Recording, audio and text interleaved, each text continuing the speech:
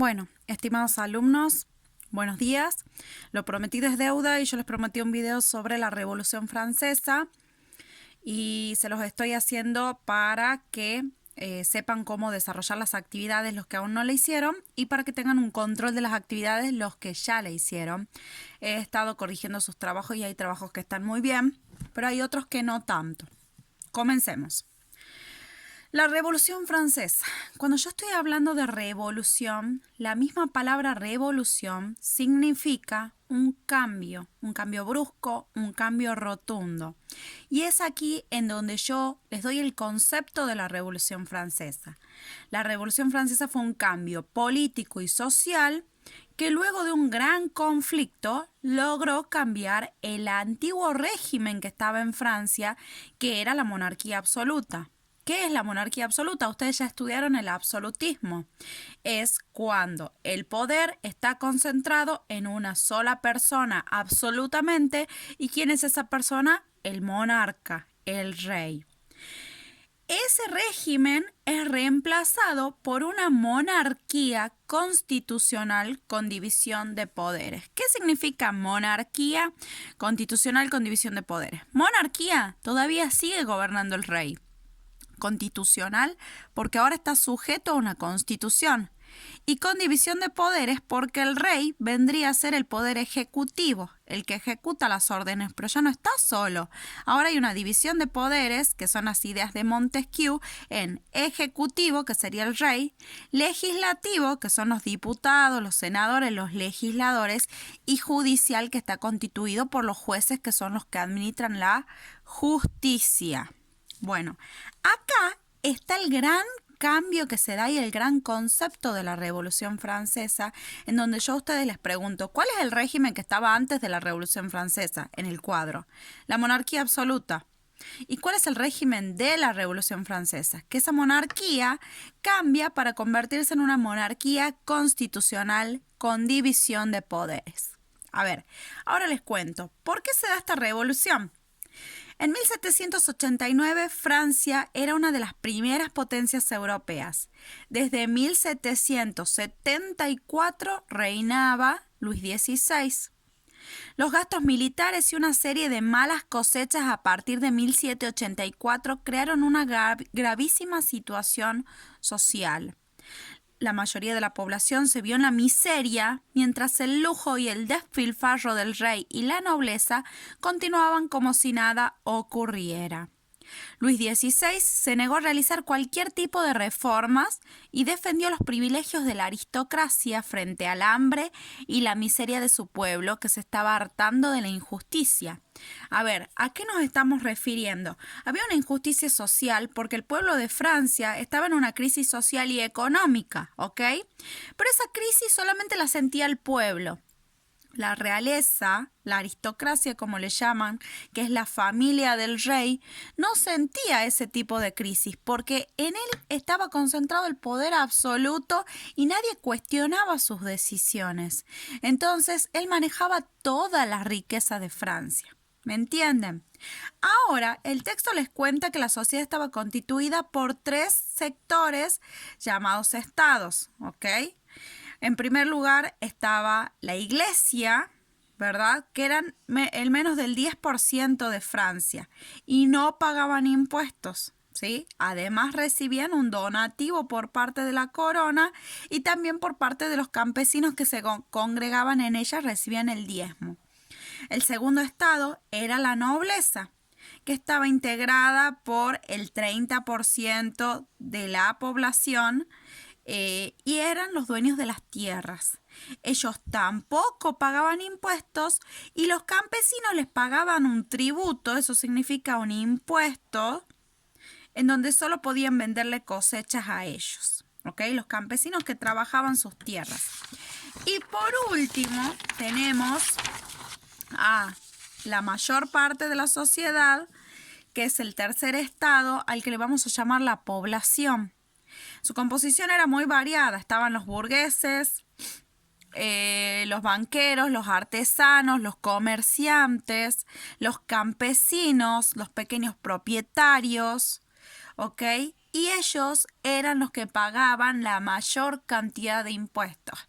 Era la clase más desfavorecida. Entonces, ustedes fíjense cómo existía la injusticia social, cómo la iglesia ni la aristocracia, que eran las clases que más tenían aportes, ¿verdad?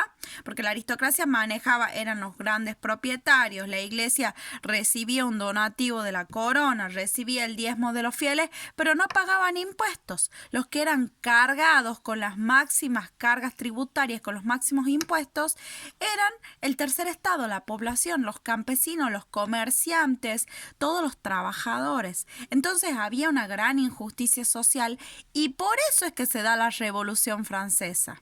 Porque la gente estaba harta de esta injusticia de la cual gozaba de privilegios solamente lo que vendría a ser la aristocracia y la monarquía. ¿Ok?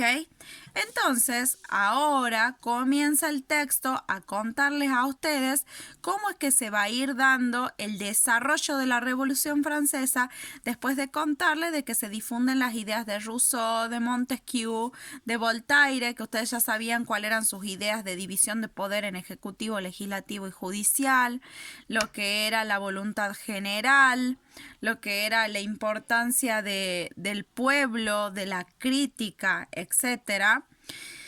Entonces el tercer estado, que es la población, la gran masa, comienza a participar de a poco en una vida política y quiere cambiar las cosas. Tras muchas presiones, finalmente, de parte de este estado, Luis XVI accede a convocar a los estados generales. ¿A qué nos referimos con estados generales? A que se reúnan estos tres estados, la iglesia, la aristocracia y el resto de la población. ¿A qué se van a reunir? A una sesión el 5 de mayo de 1789, que esa va a ser la fecha que se tome como de la Revolución Francesa, porque se va a dar un cambio muy grande, en donde se reúnen los diputados que representaban a cada estado y el tercer estado, contando con el apoyo por parte de la iglesia, logra que se forme una Asamblea Nacional Constituyente con la aparente aprobación del rey, pero en realidad lo que quería Luis XVI era ganar tiempo para dar un golpe de fuerza, para hacer una conspiración, porque él no quería perder su poder. En fin, después de todo esto, el rey tiene que aceptar la nueva situación y la Asamblea General Constituyente, en donde estaba constituida, les repito, por los 13 estados, comienza a producir cambios importantes.